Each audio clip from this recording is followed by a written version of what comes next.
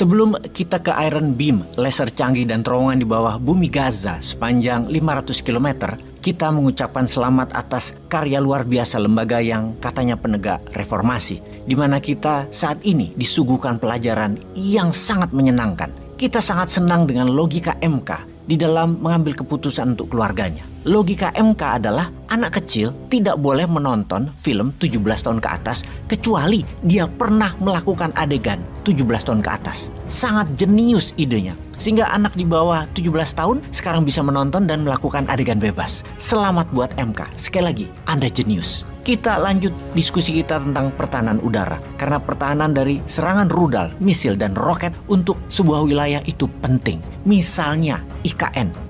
Salah, IKN mah nggak bakal ada yang nyerang. Ini komen kok balik-balik ke sana lagi sih. Israel, kita bicara Israel. Apakah masalah pertahanan udara Israel selain sudah dijebol Hamas Iron Dome-nya? Jawabannya adalah biayanya. Setiap counter roket Israel mengeluarkan biaya $50.000 minimum. Jadi kalau satu hari diserang 1.000 roket Hamas, maka nilainya adalah $50 juta sehari. Amerika seneng banget dagang beginian. Mana peduli 5.000 orang meninggal warga Palestina, di mana 2.000-nya anak kecil. Mana peduli mereka. Lalu Israel menemukan solusi lain yang murah dan sangat efektif untuk memblokade, mengintercept serangan roket itu. Namanya Iron Beam, anti-missile laser system. Jadi apa itu Iron Beam dan bagaimana cara kerjanya? Sebuah alat penembak laser yang sangat panas keluar dari senjata seperti kamera film yang bisa memancarkan sinar laser bertegangan tinggi, dapat menembakkan dengan jarak hingga 5 km. Kelebihannya lagi, kekuatan laser tersebut adalah 100 kW atau sama dengan 1,5 kilo dinamit TNT per menitnya atau 24 gram dinamit per detiknya. Dapat dengan tepat menarget koin dalam jarak 5 km. Laser beam berkecepatan cahaya, jadi bisa dengan cepat menembak misil, roket, drone, apapun flying object yang berbahaya lainnya. Di dalam mengintercept misil, maka laser tadi bisa menarget langsung di kepala misil atau misil warhead, juga bisa menarget sayap atau sirip misil agar berbelok dan menyerang kembali ke yang menembakkan.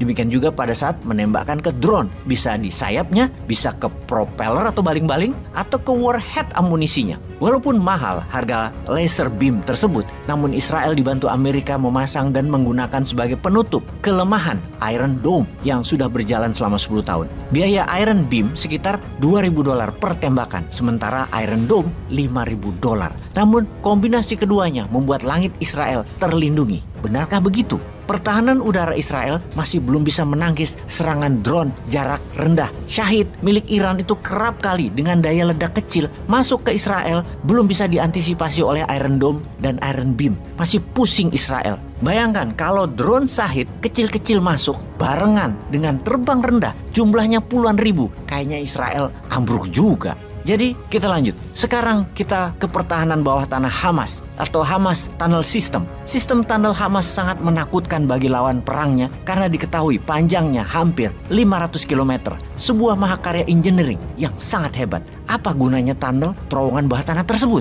Kalau Israel menahan dari serangan udara menggunakan Iron Dome dan Iron Beam, maka Hamas memakai yang lebih murah dan lebih handal, pakai perut bumi. Ada beberapa manfaat dari tunnel Hamas tersebut. Yang pertama adalah mendukung perang militer atau kinetic military operation. Kemudian untuk menghindari blokade dengan bisa tetap mengirim makanan, senjata, dan orang keluar masuk Gaza. Dan yang tak kalah penting adalah untuk keuntungan perang psikologi. Karena dari tunnel keluar masuk, serangan bisa dari mana saja yang tidak diketahui musuh pada saat perang kota dan perang darat. Sebenarnya tunnel ini strategi perang kuno. Dalam sejarah Gaza, tunnel sudah dipergunakan sejak perang tahun 300-an sebelum Masehi. Zaman perang Alexander the Great, bangsa Palestina di Gaza sudah menggunakan tunnel untuk pertahanannya. Ternyata tidak mudah menaklukkan Gaza. Di zaman Alexander the Great tersebut yang memperkirakan akan mudah menaklukkan jalur Gaza, bahkan 100 hari dikepung tentaranya, Gaza tidak takluk juga. Setelah berhasil masuk Gaza, Alexander tidak dapat apa-apa karena Palestinian sudah bergeser ke semenanjung Sinai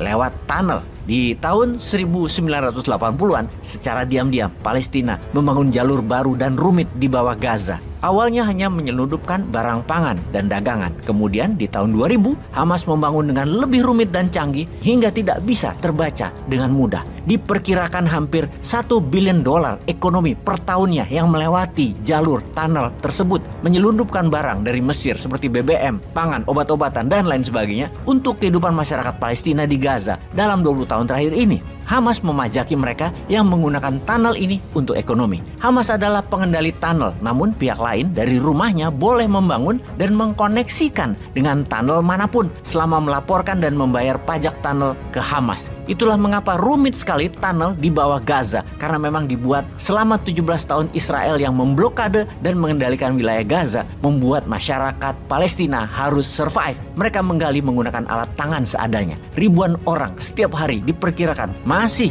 mengerjakan jalur-jalur yang menambah rumitnya peta tunnel tersebut. Namun tidak bagi warga Gaza. Inilah urat nadi kehidupan mereka. Bahkan Hamas dalam 5 tahun sejak tahun 2012 membangun tunnel ke Israel. Belasan jumlahnya yang disebut offensive tunnel atau terowongan serang. Masing-masing masuk mencapai 300 meter ke wilayah Israel. Dimana kalau dilihat biaya konstruksinya bisa mencapai $300 juta karena memerlukan lebih dari 25.000 blok semen. Bagi yang ingin membayangkan berapa panjang 500 km itu adalah sama dengan setengah subway di New York atau sama dengan subway-nya di Singapura. Inilah strategi survival sebuah bangsa yang militan di bawah tekanan tetap kuat.